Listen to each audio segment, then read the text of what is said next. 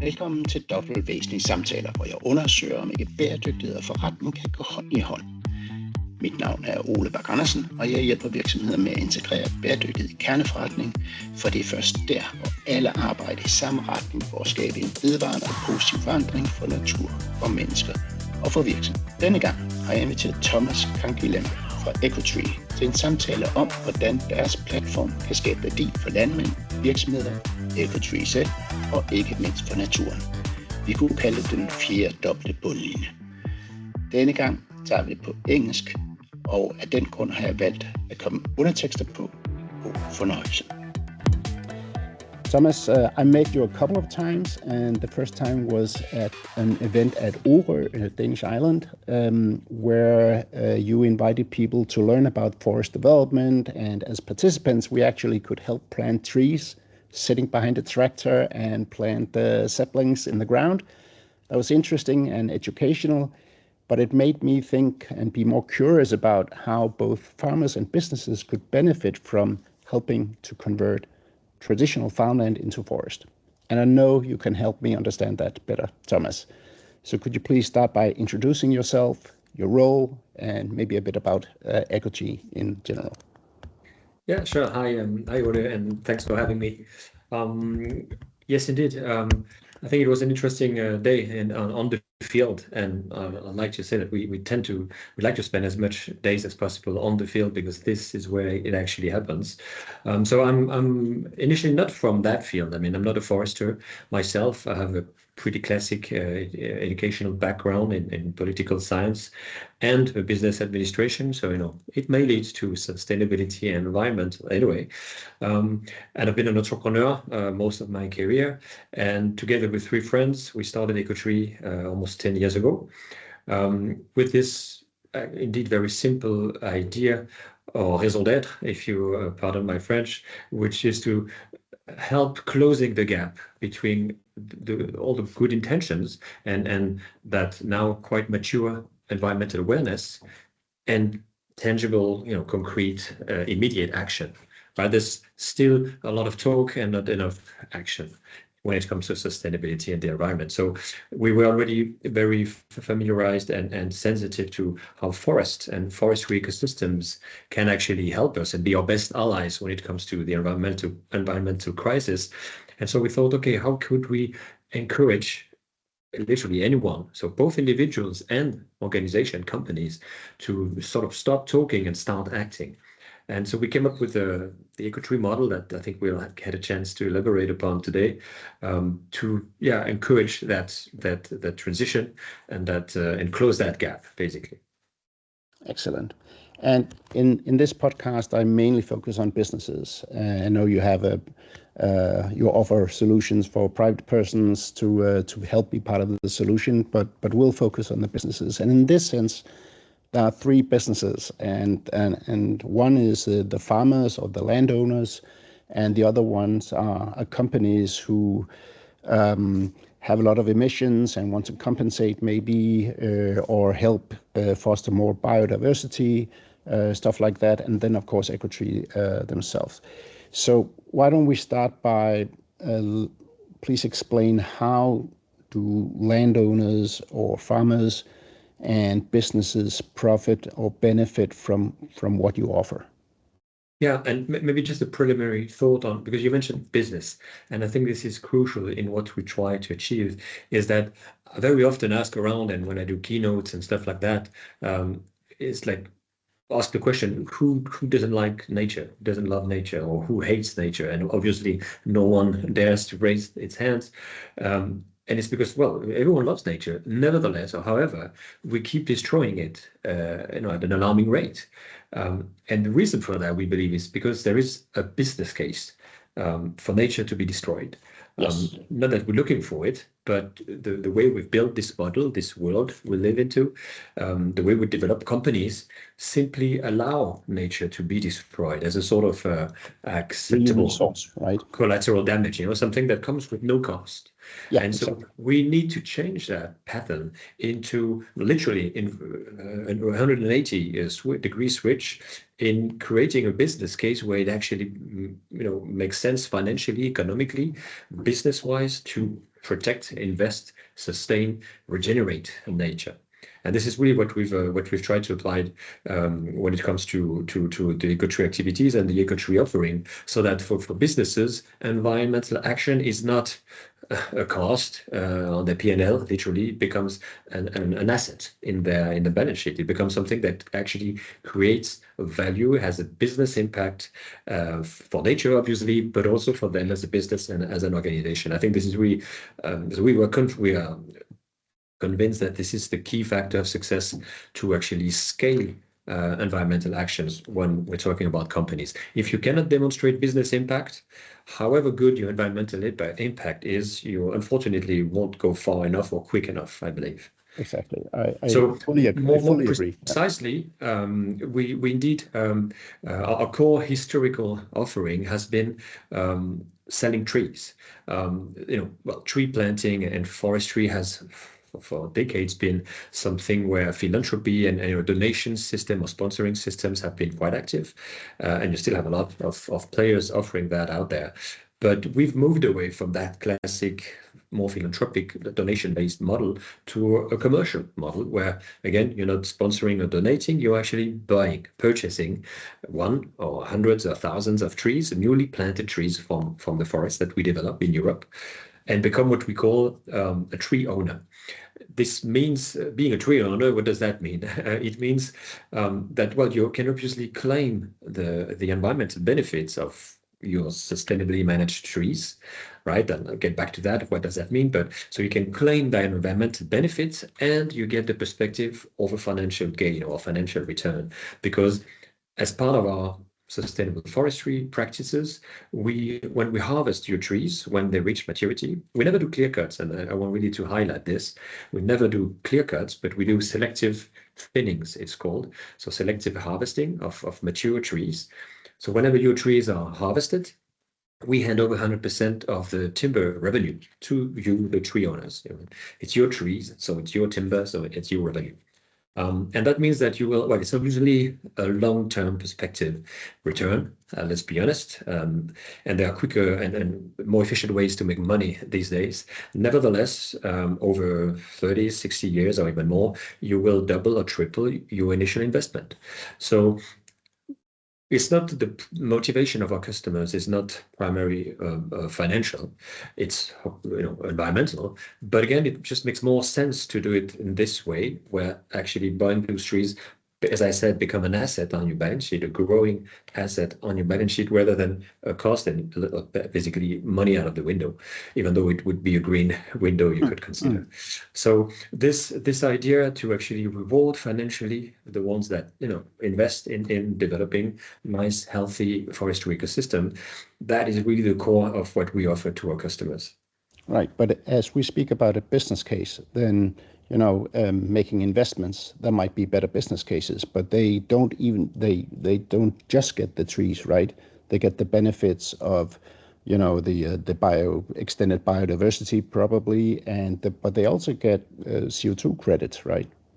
It's a different commodity that we also offer, the carbon credits, literally. Yes. They're not attached to trees because technically you can't claim, if you take one or X amount of trees, how much CO2 those trees have actually captured. So if you purchase trees and invest in trees, you can make a claim, but it has to be a general claim, like you're contributing to restoring a carbon sink, because forests are actually the second largest carbon sink on Earth after the oceans. But a forest is more actionable than oceans. Easier to start a forest than to start an ocean, right? So you can say you contribute to creating a carbon sink, but you can't use your trees in your carbon accounting, right? If you are under CSRD, this European Extra Financial Reporting Scheme, or any other framework, regulatory framework, like science-based target, net zero, there are many out there. So if you fall, or if you want to comply with one of those regulatory frameworks, you can't say, I've purchased so many trees, so I've sequestered so much carbon. For that, you would need to purchase carbon credits. And this is also this is sort of the second large type of commodity that we offer. And those are verified, certified, and yeah, high quality, high integrity carbon credits based on our, again, European projects. And those credits can be retired, as it's called, and used in a carbon accounting. So in a way, it's two different products. And it's quite important to understand that in a way, when it comes to those type of claim for corporates, to understand which is which. Right. But can you actually, if you purchase a whole forest development area for a company, then indeed can't you combine the two and get both? Yeah, you would then have two sort of deliverables, as we like to say in business jargon. One being trees, and the other ones being carbon credits. Right. The interesting thing with trees is that they can be used, so to speak, in many ways. And we see maybe the two main ways we see that trees sort of leverage those acquisitions, those investments, is first for them to give them away as a gift, because I mean you own it, so you can transfer that ownership to anyone. And so that means that many of our corporate customers actually give away those trees to the employees, to their partners, to their suppliers, or for jubilees, when they welcome new employees, also as a sort of a welcome gift, or as a end of the year Christmas gift and stuff. It's a meaningful, obviously original, and again a valuable way to make a gift to employees, rather than some plastic or Bluetooth gadgets that we're gonna end up in waste in a short while anyway.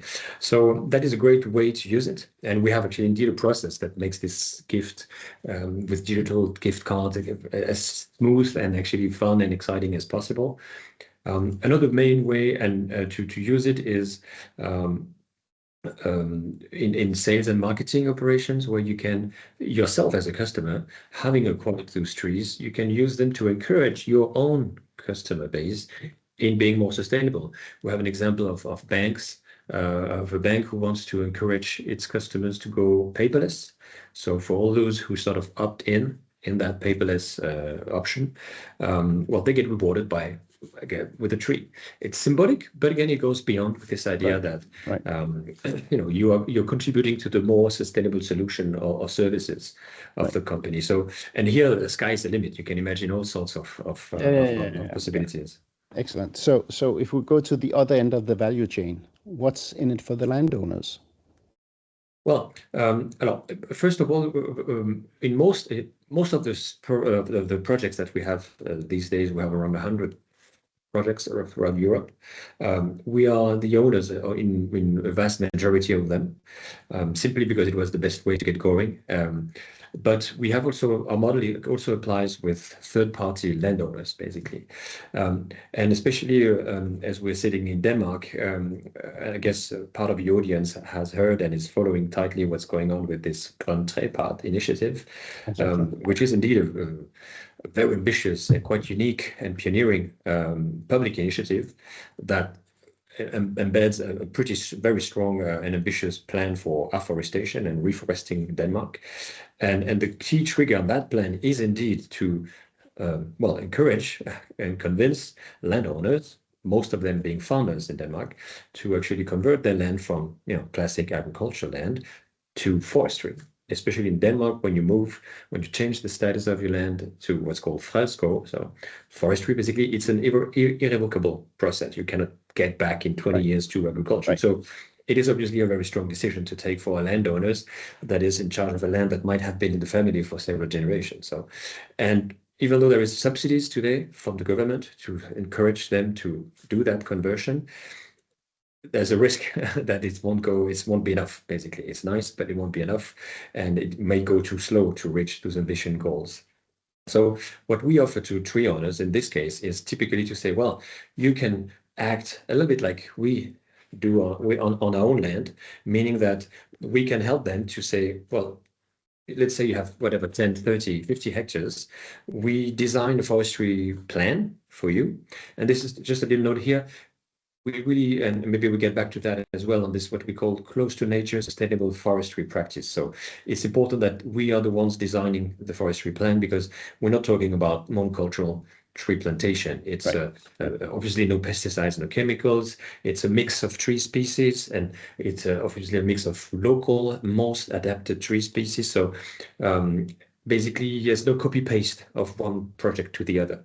Even in just a few kilometers apart, a project might differ very much in terms of how you plant it, why you plant, etc. So we design the forestry plan for you. Then, as a landowner, you will have to pay for the planting operation and all that. You get some subsidies from the government, but we then very quickly, very easily, smoothly, because this is our business, we tell you how many trees and how many carbon credits you can sell based on your newly established forestry project. And we put them on our platform, where the whole corporate world and all the private sector individuals, we have 100,000 individuals, customers to today's Tree, or all the corporate world can then purchase very smoothly, very online, and very quickly, those trees or those carbon credits from each little landowner's project. So this means for them, again, talking about the business case, that they do have a concrete business case, because they will earn significantly more than classic agriculture per hectare. So the yield of their land will be much higher by selling both trees and carbon credits. It will even be better than classic forestry, because they will get that revenue over the first 3 to 5 years when they sell those trees and carbon credits on our platform, versus classic forestry, where they would get some revenue from the timber, but quite way down the line. Right. And again, when you look at the population of ag farmers in Denmark, more than half of them are over 55 years old. So they might looking into generation change, and whatever revenue might come in 60 years, they might not feel that concerned about it or that excited about it. And also they have a pretty high debt ratio usually. So I think it's around 57% on that part of the population. So yeah, well, so this idea that they get more revenue, and they get revenue sort of now versus very long down the road, is quite a different and game changer business case for them. So, but if you take their business case, they have other options, right? So let's just say that they have decided to stop farming or producing animal for meat productions and so on. But they could offer their fields for solar panels, or sell their fields for solar panels, which is a bit higher price, I guess, for a field than for forestry. So have you done these calculations to see when can it pay? When does it pay for a farmer to use your option? Well, I'm not an expert of both the windmills and wind and solar panels offers and industry. So that is, I guess, some, at least financially, I would say a relevant alternative. Then again, you have to, I guess they're looking at different factors, not just the financial aspect of it. And I would believe that owning and being, helping to build up a forest on the long run might be more attractive than covering their land with semi-artificializing it with the solar panels that might have to be replaced anyway in a couple of years because technology is changing or they get damaged or whatever. So I think this is a more holistic decision for them to take. And I'm sure, again, I think we have to never forget that landowners and farmers in particular are very sound business people. And so, well, they'll look at it, but I do believe that they will look at it with a broader perspective. And even though they might maybe have a better yield short term, or I'm not even sure about that, but in windmills or with windmills or solar panels, I do believe that if you look at the big picture, again, being and as remaining the owner of a forestry, of a natural asset, should be more attractive for them on the long run. Yeah, and most farmers love nature, right? And a lot of them are hunters as well, and it gives them other opportunities for. I mean, you're right, and I think it's important to highlight that forests are they deliver many ecosystemic services, as we exactly. As another super sexy expression, but it means that you have like recreative, purposes and applications, you could say, with forest. Like it can be hunting, it can be just walking, mountain biking, you name it, using it for children to discover. We do that a lot on our own projects, right, where we bring local schools to discover what's going on and all that. So well, yeah, and I think that has to be all those other usages. So it's not just carbon sequestration or biodiversity restoration. It's really again, I think it's important to look at it as a natural asset that delivers many different types of benefits. Right. That's actually a lot of business opportunities for the landowners here to consider. But what about the if you look at the need for land? I mean, we need it for the farmers need it for their productions and so on, of course, but there are companies who need them for solar panels, for windmills, for plants to grow food plants and so on.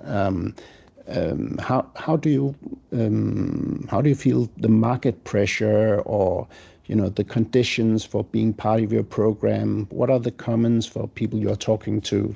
What are they considering, and what do they find attractive in this sense with your offer? Yeah, I think this is a very critical point. This possible conflict on land usage, especially on countries like in the Nordic countries, or Denmark in particular, which has not an extensive land, right? And every single bit of it is properly used or should be properly used.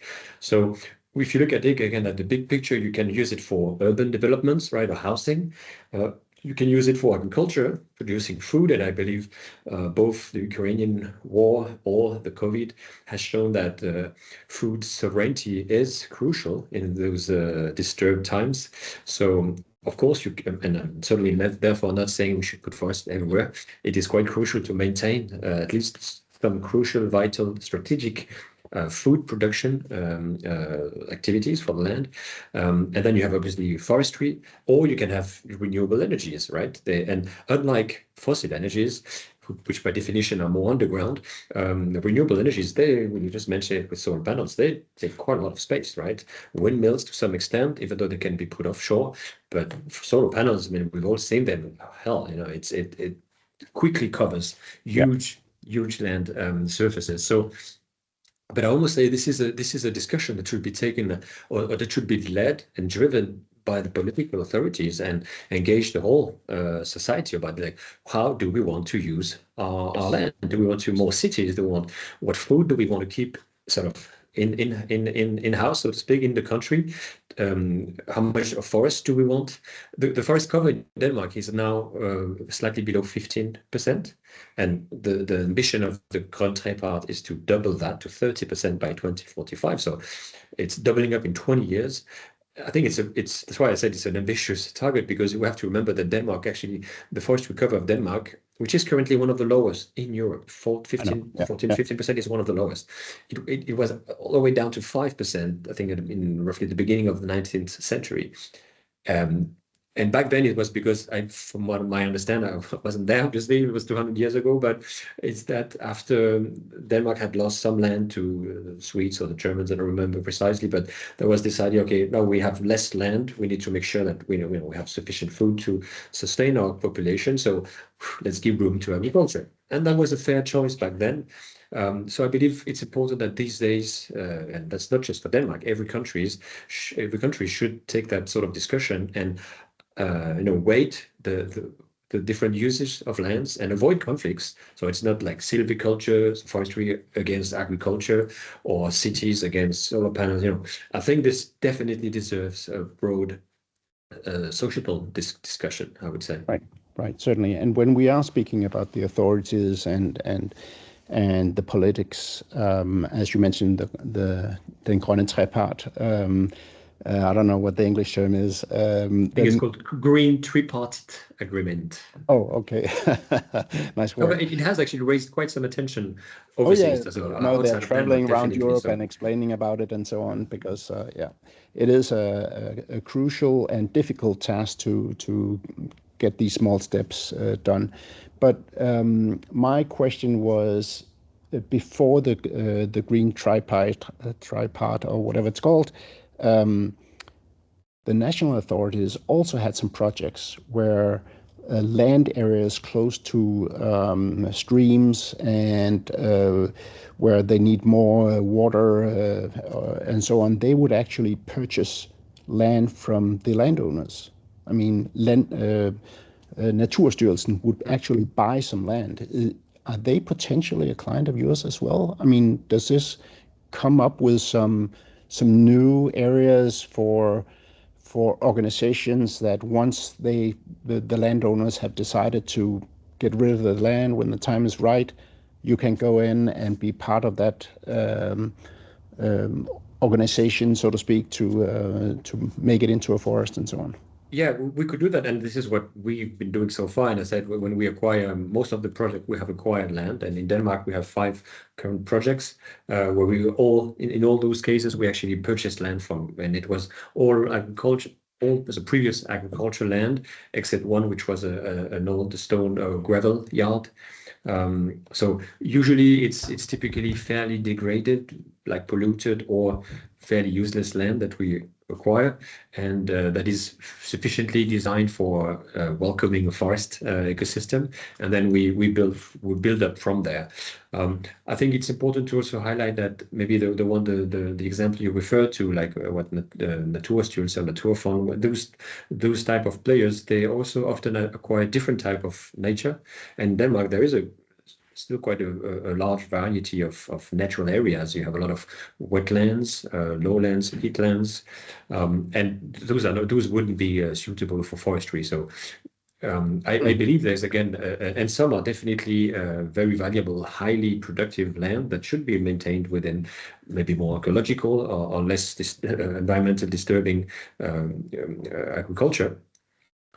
So again, I think it's really a case-by-case approach. You can't really decide for the whole country at once. I believe it requires some sort of fine-tuning. And when we acquire land, we look at what's the potential, the additionality. I think this is what at least we look at, the additionality, meaning the biggest net positive impact between that land as it is and as it would remain if we don't do anything, what's called the baseline scenario, and what's the benefits or the impact from the scenario that we want or that we will actually implement. And the more that difference, the higher that difference, so the higher the net positive impact, the additionality, the more likely we are to engage and to acquire those lands. So I believe if you're like a Naturstyrelsen, and whatever, if it's an agenda of more protecting or preserving nature, I do believe that they would also look at this additionality and this net positive impact approach. Right. And we haven't spoken much about it, but we've spoken most about making a forest land, but the additional value of getting better ecosystem services or more biodiversity or sustain the biodiversity in the area and so on, is that something you measure on as well? Is it something that companies are interested in at this point in time? Or you're touching a very difficult topic indeed, because when we mentioned carbon credits and the whole carbon capture, carbon removal, carbon sequestration market and game, what has helped that market to structure has been, among other things, the fact that you have one key metric, the ton of CO2 equivalent. Yeah. In a way, funnily enough, it's like a weird metric. It's like, what is a ton of CO2 equivalent? To explain that to a 5-year-old child, good luck with that. Nevertheless, that has become sort of the key metric, and it has allowed a whole market to structure around that, because you have the volumes of that metric, you have a price for that metric, and it helps build up a market. When you touch the biodiversity angle, well, by definition, it's more diverse, and so it is extremely challenging, if not impossible, to come up with a key metric the same way we did. And we at EcoTrue, we're part of the Organization for Biodiversity Certificate, the OBC, which is a French-generated but internationally led organization trying to sort of work this out. And we're part of that initiative, but it is tricky. So the way we commercially approach that is to say we have an offering, actually, it's more a side offering, but for individuals or corporates, where they can can sponsor and contribute to restoring biodiversity areas, and we use square meters of restored biodiversity area. Yeah. All right. Because, well, square meters is something everyone understands. Pictures easily. So, and often for companies, that's why we use it as well. It's like, okay, a company has built a new facility or a new warehouse and then they obviously know the surface of that area where they have artificialized soil. So it's somehow easy to say, well, we're going to compensate for that. Always be careful with this term compensation, because it often gives the impression that you get a free ride, and certainly not the idea I want to convey here. But nevertheless, rather than just destroying 1 hectare of nature by putting a warehouse, well, then it's better if you at the same time restore 1 hectare, so 10,000 square meters of nature. So using surface rather than how many bees or how many was the density of microorganism in the soil. Rather than that, we use surface. I think that everyone can agree on that. Yeah. And I know even the researchers don't know how to come up with fair metrics, or it doesn't even make sense sometimes. All right. Could you hear? We need to wrap up in a sense. Already?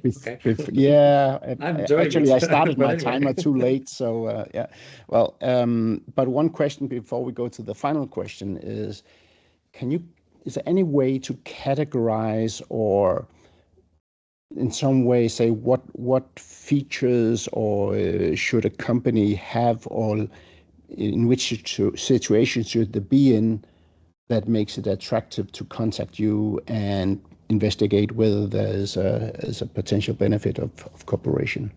So a special kind of companies, or should they be in a specific situation, or? I would no, not specifically. Honestly, I wish everyone would engage right in what we offer. I think what we like to highlight is that if a company wants to engage itself in a sustainability journey, we've seen that talking with many and accompanying, supporting them in this journey, it's a delicate balance. It's a fine balance between, on the one hand, all the compliance metrics part, right? Because most of the companies, they have this extra financial reporting obligations, and so it's check boxes to check, KPIs, metrics to deliver, and all this compliance part of environmental action is crucial. It's necessary. It's almost mandatory. But it's not sufficient. You also need, to a storytelling, a narrative, something even sometimes symbolic, local, concrete, that people, whether it's your customers, your shareholders, your obviously your employees, or that they can relate to, that they can connect with, that speaks to them. Because let's be honest, ton of CO2 equivalent or whatever the metric, doesn't raise crowds. Nope. Let's be honest. But going on the ground, planting your tree like you did a few weeks ago, I believe that speaks in a different way. So we want to offer to companies that help them to check those boxes because they need it. It's, again, needed, necessary, but it's not sufficient. We also help them in building a nice storytelling, a narrative around the engagement. So anyone reflecting into, seeing themselves in this position would be welcome to contact us. Fantastic. And on that note, you'll get the final question, which I have mentioned for you beforehand, which is, how do you contribute to this development towards a better world, better nature, more social, equal world in your spare time? Because you use all your professional life, right? But it's do I walk the talk, as we say in English, right? I'll definitely try to, but I would admit I'm not an activist in that sense. I haven't made myself a revolution in that sense. Even though in France we used to tend to like revolutions, I haven't made a revolution. I'll admit, simply because it's. There's a principle of reality that hits me. I have a family with 3 children, and so instead of a revolution, I have but that I do believe I have genuinely and I mean on a long scale now transitioned to a more sustainable way of living. So and that's minor changes on myself, on my wife, on our kids, especially on our kids, trying to teach them, move also them away from that eco anxiety and show them that you actually can do stuff, whether it's avoiding waste, food, sharing. We do even have a car, right? But we have a sharing system where when we don't not using it, we rent it out so other people don't have to get their own car and can use ours instead of having it waiting outside. You know, all those small things. I do believe in transitioning with a bunch of small things. So taking the train instead of flying, all those small things I really think add up. So I'll admit I have not made a revolution myself, and I'm not asking actually companies or people to necessarily do a revolution. I'm asking them, and that's what I ask myself and my relatives, to transition, to take that seriously and to move forward, one step at a time. It's better than doing nothing. And yeah, Rome wasn't built in a day, and the world we live in won't be saved overnight. So it's crucial that we do something, that we stop talking and we start acting. And that also goes with small steps, I do believe. And on that note, we'll stop talking and start acting. Thank you so much, Thomas. Thank you very much.